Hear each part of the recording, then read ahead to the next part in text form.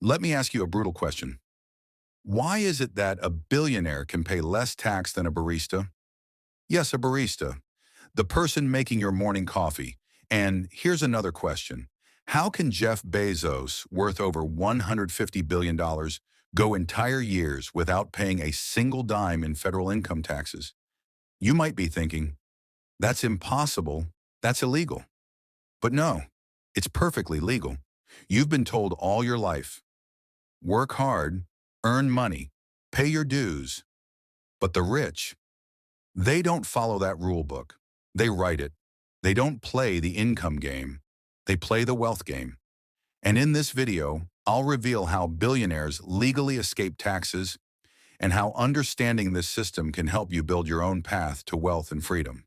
Get ready to feel shocked, maybe even a little angry, but also empowered. Because when you understand the rules, you can start playing to win. All right, let's dive into how the wealthiest people in the world make taxes disappear like magic, while the rest of us foot the bill. Act 1. The illusion of income. Here's the first thing you need to understand. Billionaires don't get rich by collecting a paycheck. They get rich by owning things. Stocks, companies, real estate, intellectual property. You earn $60,000 a year and pay taxes the moment the paycheck hits your account. Elon Musk? He takes almost no salary from Tesla. Instead, he borrows against his stock. And that's the key. Borrowed money is an income. The IRS doesn't tax loans. So Musk lives off loans secured by his shares in Tesla. He buys homes, jets, and investments, all while technically earning almost nothing. So no income tax, and it's not just theory. In 2021, ProPublica revealed that Elon Musk paid zero federal income tax in 2018. Zero. While being one of the richest men on the planet. But that's just part one. Let me introduce you to a strategy that sounds like it belongs in a spy thriller. It's called buy, borrow, die. Here's how it works. They buy appreciating assets. They borrow money against them, living tax-free, and then, eventually, they die. Why die? Because of something called the step-up in basis. Let's say a billionaire buys a stock at $10 million. It grows to $100 million. If they sell, they'd owe tax on the $90 million in gains. But if they die holding it, the cost basis resets to $100 million. Their heirs get it completely tax-free. No capital gains. No IRS knock on the door. Generational wealth, preserved, untouched. And it's not just stocks. Wait until you hear how they do it with real estate. Act 2. The real estate loophole. Real estate is one of the richest playgrounds for tax strategy. Not only does it appreciate, it also depreciates. Yes, depreciates on paper. The IRS allows property owners to claim depreciation deductions every year, even if the property is gaining value in reality. This loss can be used to cancel out income. Even better, when combined with cost segregation studies, it allows them to accelerate depreciation in the early years.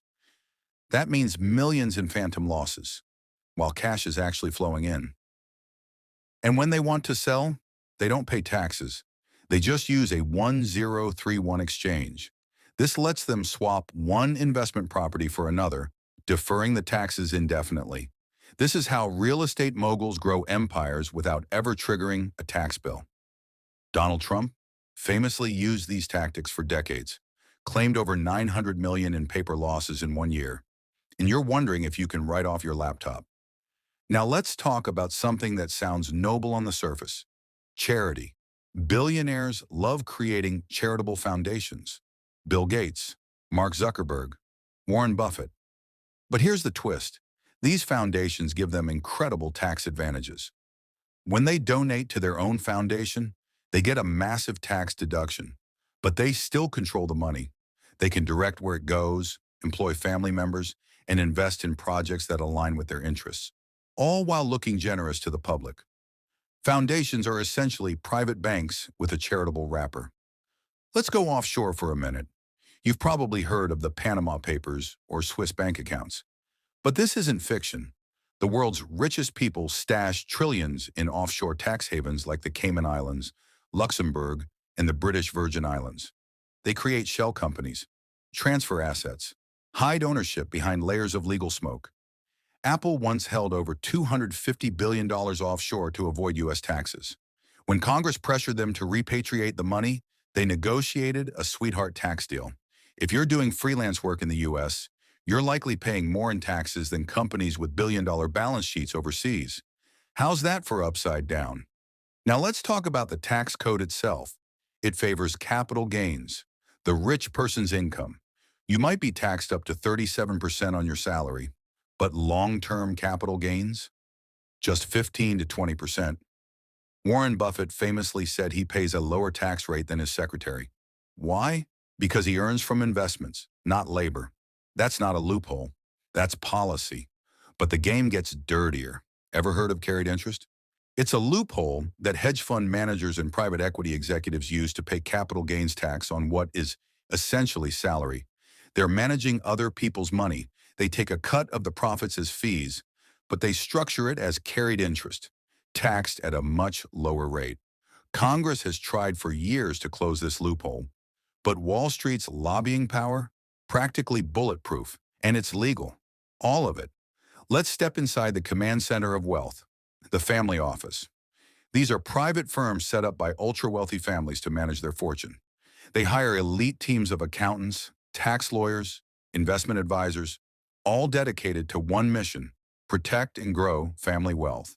They use complex trusts, layered LLCs, offshore structures, all coordinated to reduce taxes, control assets, and pass wealth down tax efficiently. You're doing your own taxes on TurboTax. They have a multi-million-dollar team doing battlefield-level strategy. But why does this system stay broken? Because the rich aren't just players, they're referees.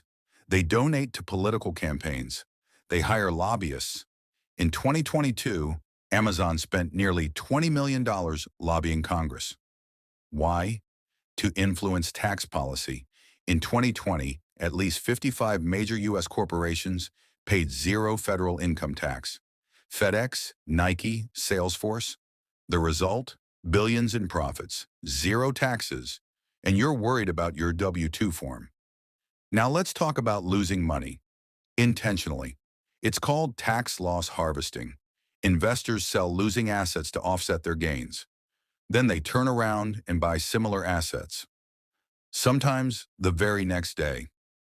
This lets them reduce their tax bill without really changing their portfolio. And it's perfectly legal.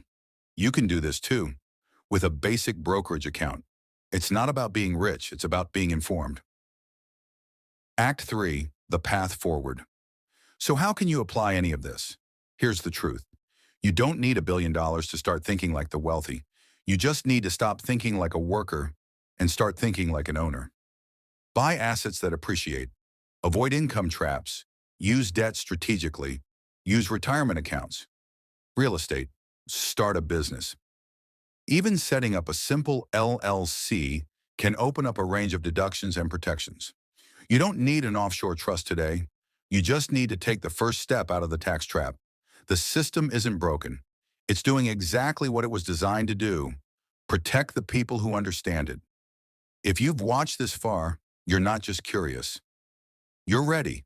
Ready to stop living paycheck to paycheck. Ready to stop playing defense and start playing offense.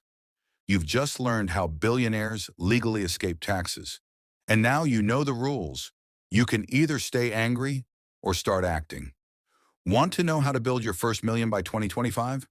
Then click the next video, Millionaire in 2025, where I'll walk you through practical, actionable steps to go from where you are to where you've always wanted to be. This isn't about being rich. It's about being free. Let's start building.